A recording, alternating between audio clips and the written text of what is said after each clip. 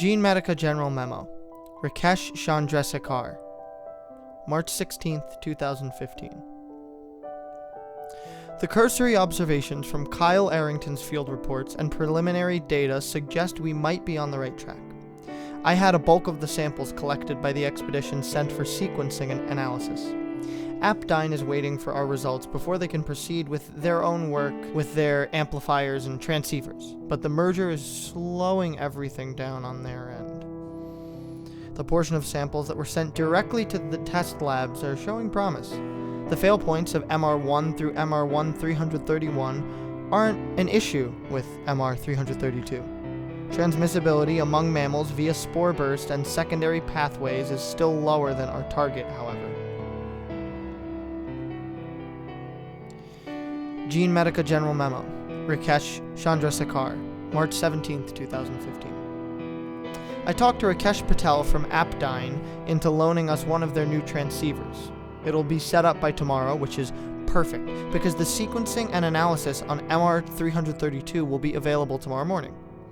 The overnight guys in Lab 4 had a small breakthrough when it was discovered that MR 332 had a 100% transmission rate when applied to flies. Tissue degradation is still the main concern, however, as it decreases the secondary transmission radius. Fly mortality was 96% within the first hour and 100% by the third. Gene Medica General Memo. Rakesh Chandrasekhar. March 20th, 2015. Our researchers have been unable to successfully bind MR 332 zygospores to Apdyne's most recent Respirocyte iteration. Apdyne is unwilling to provide us with its full design specifications, claiming they will only be made available once the Gene Medica Apdyne merger is complete. This is a major setback, as the bulk of our models were built on the assumption of a successful zygospore reciprocyte synthesis. That said, the reciprocytes are still sensitive to on-off broadcasts made by the Apdyne transceiver I secured from Rakesh Patel. Mice exposed to the pure reciprocytes were able to exert themselves approximately 4,000% above baseline. Structural damage of the legs and feet was within expected levels.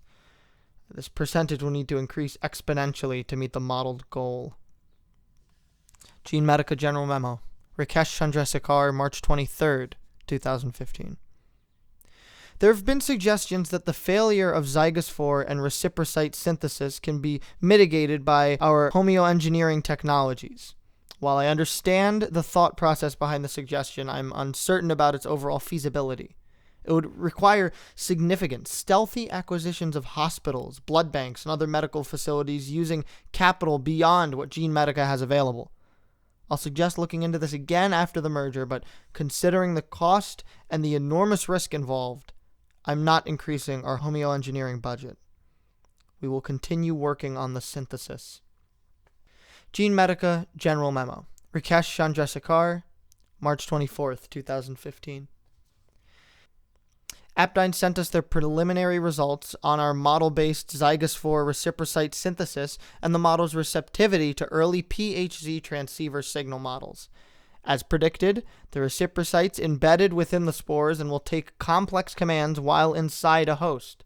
This would be a big relief to me if we weren't just talking about models that still aren't reflecting reality.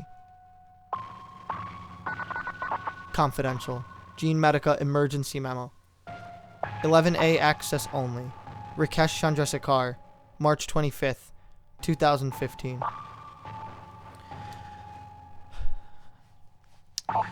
Dr. Aaron McConnell, deceased. Dr. Arthur Crane, deceased. Dr. Abasi Ndoga, deceased. Dr. Li Chen, deceased. Dr. Annette Chang, alive. I've ordered the immediate shutdown of Lab 4 located in Subbasement 3 and the interview and indefinite quarantine of the survivor. DVR footage shows Dr. Li Chen surreptitiously emptying a vial of zygospores onto the floor of the sample lab. The sample lab does not require a clean suit for entry. Doctors McConnell, Crane, Doga, and Chen began showing symptoms within minutes.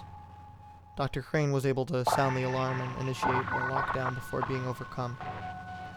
Dr. Chang returned from the restroom immediately following the lockdown and was able to view the Zygosphere effects on Doctors McConnell, Crane, Doga, and Chen from the lab window. DVR footage showed the Zygosphere effects on the doctors were in line with the field observations of Kyle Arrington, albeit far faster due to the artificially concentrated Zygospheres used for testing purposes. A note was found in Dr. Chen's locker which read, "We will be the first ones to travel." I've ordered Subbasement 3 to be incinerated following the collection of samples from the flesh of the deceased. Labs 1 through 3 and 5 through 28 will be unaffected and researchers will be kept unaware of the event. The setback is not expected to affect the Gene Medica-Aptine merger, although the loss of Zygosphere samples as well as 4 doctors will hinder progress toward the Zygosphere reciprocyte synthesis. Aptine is being notified of the incident.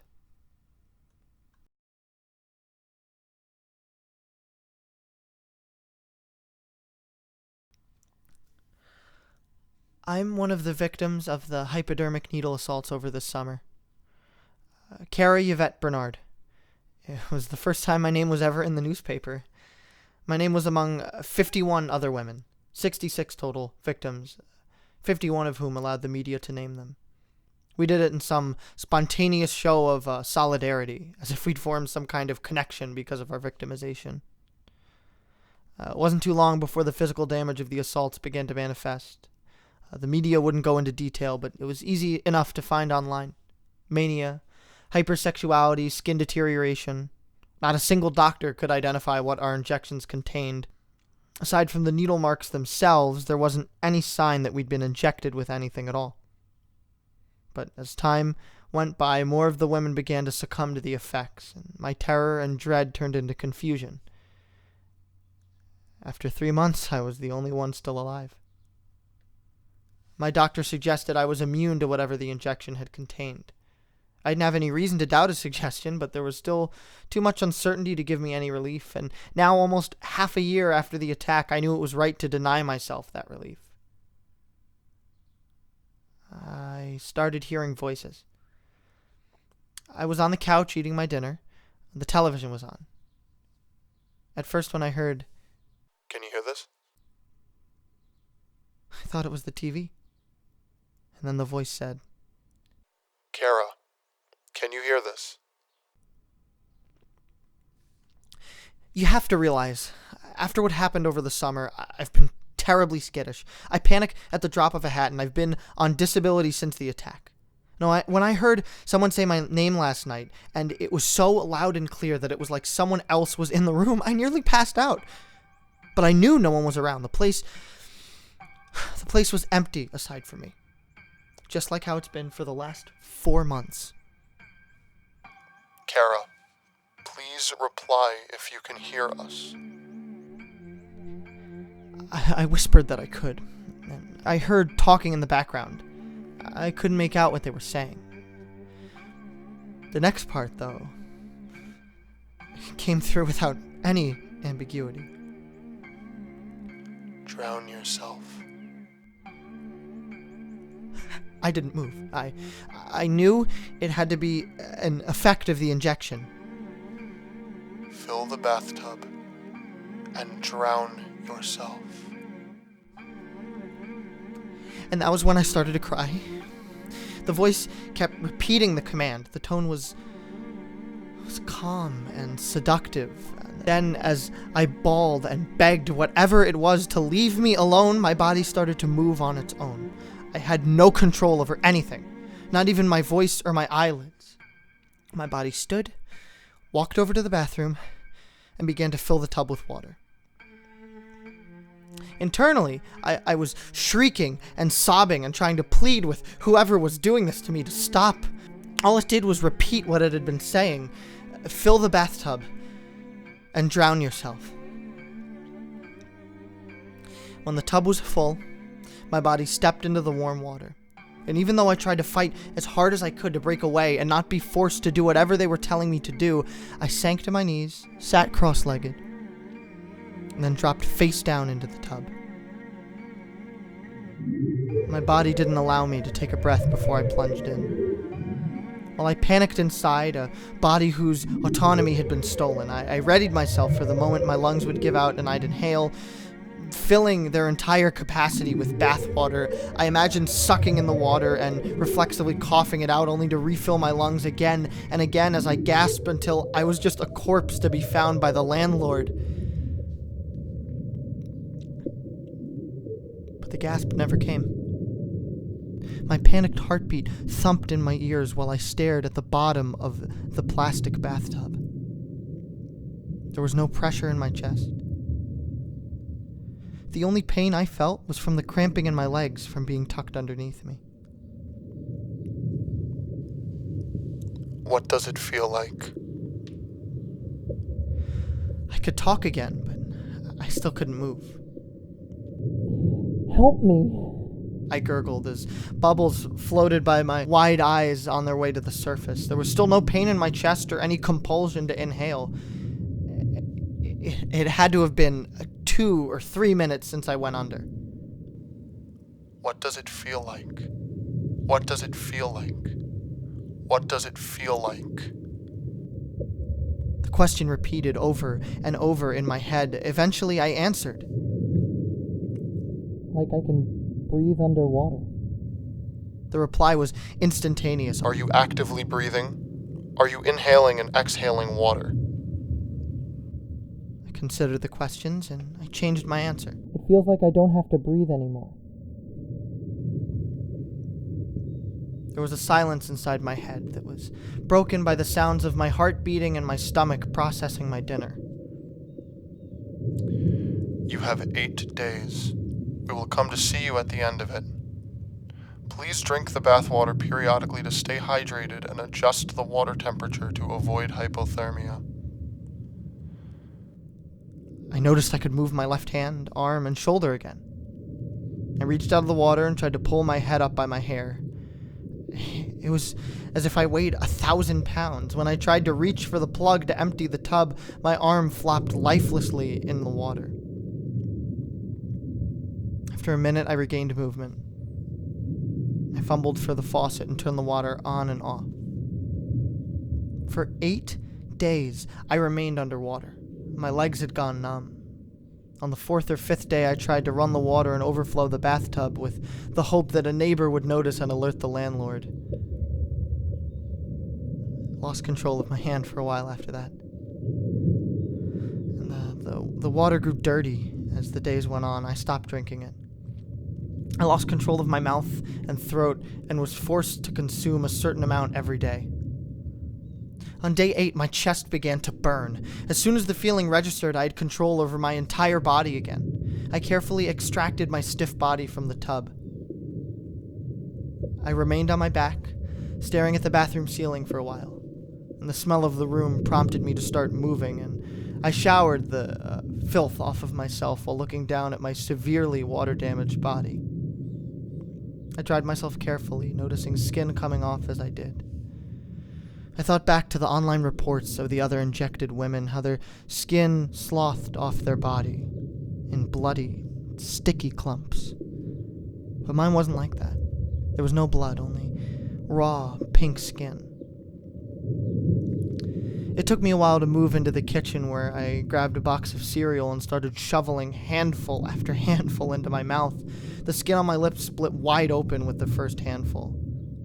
Again, no blood. Kara, stop eating. I dropped the box of cereal. The voice was in my head again. You have 3 hours. And now all I can do is wait. Wait and type. My skin is starting to hurt, and I'm worried I've gotten an infection from being in the dirty water for so long. I don't know what's going to happen in 3 hours. A part of me wants to call the police or run away. There's another part, though, that's overriding my desire for help. It's a grim curiosity. It's the curiosity of someone who's given up hope. Someone who's lost control. I want to see why these people want to subject me to all of this. While I was face down in the tub, sometimes heard talking in the background. The voices weren't directed at me. It was almost if someone had left a microphone on by accident. Words would come through every so often. Respiration, bonding, sloth. There was one time, I think on the 6th day, I was able to hear part of a sentence. I've picked it apart in my head over and over, trying to figure out not only what it meant in general, but what it meant for me. I guess I'll find out pretty soon. There's a nervous excitement in me that I feel is somehow wrong, somehow suicidal. But still, like I said, the curiosity is overwhelming my desire for self-preservation. A little less than 2 hours ago, the perversity of my excitement is unsettling. This isn't me, but I don't think I care.